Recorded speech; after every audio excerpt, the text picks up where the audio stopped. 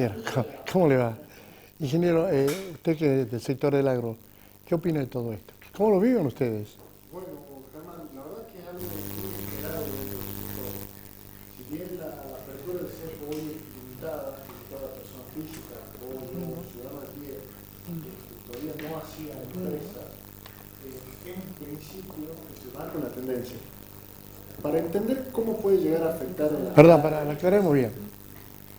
Nos libera a nosotros, pero $100 por mes.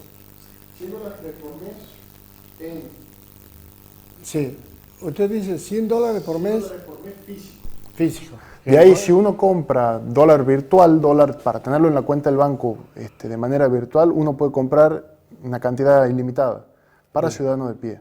Bien. Ahora bien, ¿cuántos de nosotros tenemos todos nuestros activos a nuestro nombre? No son la mayoría. Esto es las personas, tal vez empresas más chicas, pymes, pequeños desarrollos. Ayuda mucho. Y puntualmente en el agro esto afecta de gran medida. Para entender por qué este cepo o por qué esta flexibilización del tipo de cambio puede dar una mano al productor, hay que entender cuál era el prejuicio que se le ejercía al productor. Nosotros como productores agropecuarios, nosotros en una nación donde tenemos un superávit de producción de alimentos, o sea, producimos más de lo que consumimos, salimos a vender nuestra mercancía al mundo. Sí. Nosotros venimos, procesamos la soja, la producimos, la procesamos y vendemos los subproductos de esta soja. El barco sale de Argentina, llega a Estados Unidos, se transacciona esta soja por dinero y vuelve el dinero. En el momento que el dinero volvía, el Estado, primero y antes que nada, derecho de exportación, te quitaba un 33%. De tus $100, te quedaban 67. Ahora, Esas son las retenciones. Eso es retenciones, sí. Mal llamadas retenciones, derecho de exportación. Ahora bien, de los $67 que quedaban, uno no tenía libre disposición de esos dólares, porque en el acto cuando ese barco ingresaba, se cambiaban esos dólares a pesos con tasa oficial. Nosotros en el 2022, diciembre de 2022, ¿qué significaba eso?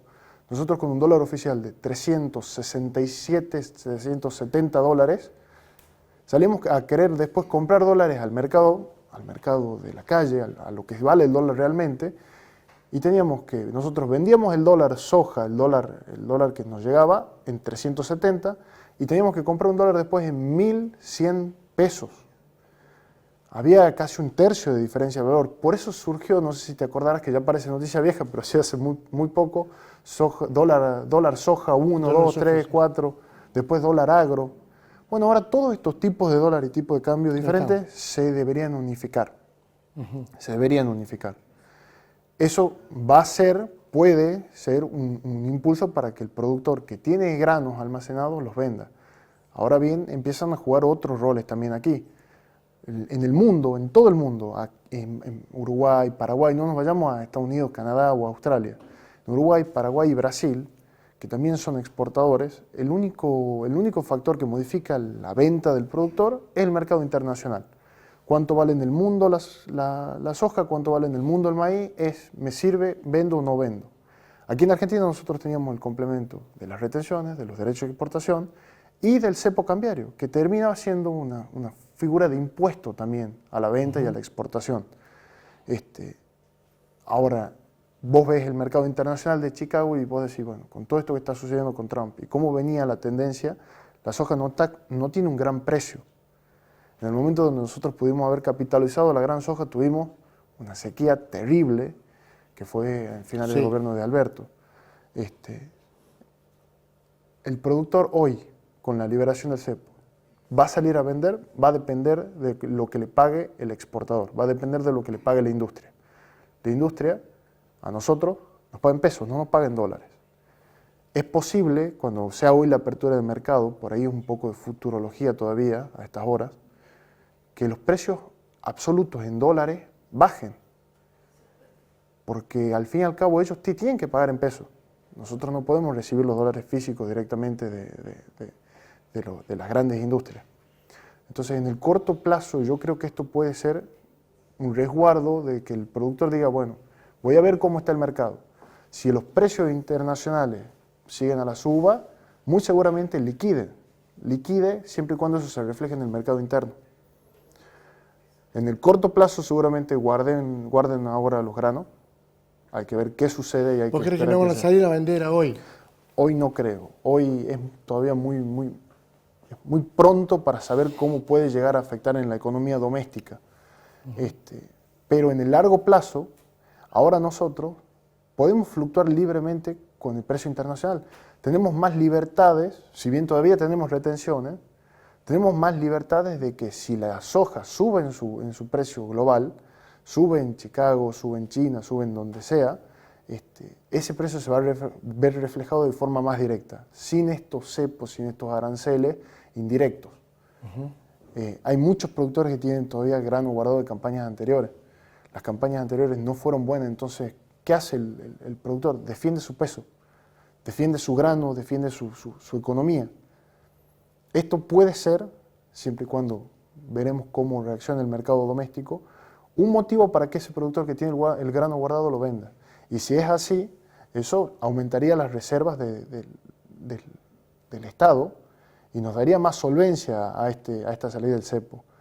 En principio yo tengo entendido, según lo dicho por el presidente, que no debería ser un gran cimbronazo esta salida del cepo, porque primero son personas de pie, tienen que tener la plata y el dinero blanqueado.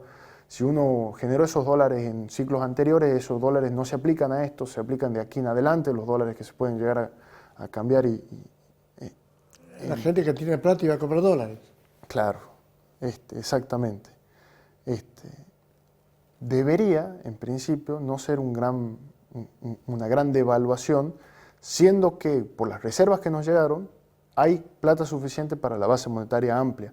Si todos saliésemos con la plata que está libre y disponible hoy, blanqueada en el sistema, a cambiar y comprar dólares, no se quedaría descapitalizado el Banco Central.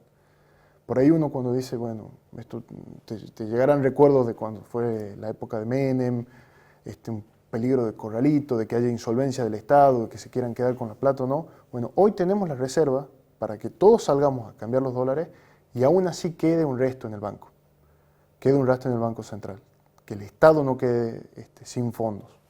Claro, pero entiendo, esa es la macro, la gente que compra dólares, pero ayer y anteayer ya empezaron a remarcar los precios. Las personas. Las empresas, no sé quién, pero lo que costaba 5 se ha ido a 7. Bueno, Vos lo estás viviendo. Eso es entendible porque hay todavía desconocimiento de qué va a suceder. Uno ante ese desconocimiento se cubre. Sí, pero, ingeniero, cuando llega el conocimiento no lo bajan el precio. Ojalá sea... Que cambiemos el mundo y que diga, che, bajó el dólar, muchachos, vamos a bajar los precios. No, ojalá que la gente entienda que los precios funcionan en base al mercado. Si viene una empresa a vapulearme con los precios, bueno, yo no le compro. No permitamos que el remarque sea infinito. Ese remarque nosotros también lo tenemos que ver. Pensemos en por qué marcan los precios. Porque hay una inflación que lo justifique, hay una devaluación del peso. Bueno, en esos casos sí se puede entender. En otros casos no hay que convalidar esos precios en el mercado. No hay que convalidar. Sí vi yo, me sorprende por aquí en la City tucumana, la anticipación de las cocheras, que de repente te suben 500 pesos la hora. Vos decís, pero espera, vos estabas en 1.000, 1.500 pesos y te fuiste a 2.000. ¿Por qué? ¿Por qué tan grande esa suba? Sí. Bueno, así también hay muchas cocheras que hoy uno pasa y ya no ve tantos autos. ¿Vos crees que el mercado va a regular todo? Debería porque se está flexibilizando. Un mercado sumamente controlado no es un mercado en su estado natural. El mercado en su estado natural, al fin y al cabo, el que ofrece el mejor producto y el mejor servicio al mejor precio es el que adquiere el poder de venderlo, el poder de recibir ese dinero. Digamos el hombre del campo de hoy, ¿qué tiene que hacer hoy? Hoy el hombre del campo va a especular, va a ver qué va a pasar. Hoy lunes es muy difícil decir, bueno, yo productor agropecuario salgo a vender todos mis granos porque ya no tengo cepo. Hay que ver cómo repercute en el mercado. Hay que ver si yo la aceitera a la que le vendo los granos, al exportador al cual yo le vendo los granos, me pasa esa salida del cepo a mi economía. Y si es el caso, yo vendo. Ahora vuelve de nuevo, como te digo, Germán, a ser libre disposición de mercado. Si me es negocio, vendo. Ya no tengo esa barrera estructural. Ya no es que yo mi dólar está condicionado primero a unas retenciones, después a un cepo, y con eso salgo a pagar impuestos recién. La carga impositiva en el productor llegó a ser del 60%, del 70%. Y con ese 30% restante uno sale a pagar sueldo. Te imaginarás el estado en el cual se encuentra la gran parte de los productores, y sobre todo aquí en el norte, porque no tenemos tal vez la ventaja que tienen en Rosario, en Córdoba, en Buenos Aires, que están a 100 kilómetros del puerto, tienen un flete paupérrimo. Nosotros, el grano que producimos, tenemos que mandarlo 950 kilómetros desde aquí hasta un puerto en Rosario. Eso ya nos está sumando un costo muy grande que es el flete. Sumado a la sequía, sumado a las situaciones, sumado a que el Estado Nacional, lamentablemente, en su condición de federalismo, no lo aplica para las economías regionales, y venimos con crisis climáticas, con crisis de solvencia, y lo único que nos dan a los productores del norte es decir, bueno, extensión del impuesto inmobiliario. No te sirve, no te cierra. Esperemos que dejen de taxarnos tan fuertemente para que así también el productor agropecuario pueda reinvertir, pueda volver a acrecentar su patrimonio y pueda volver a producir más, porque los rendimientos vienen cayendo.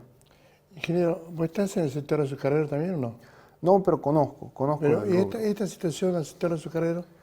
Y el sector azucarero hoy tiene una gran ventaja, tal vez, llamémosle, que hoy la bolsa de azúcar exportada tiene buen precio.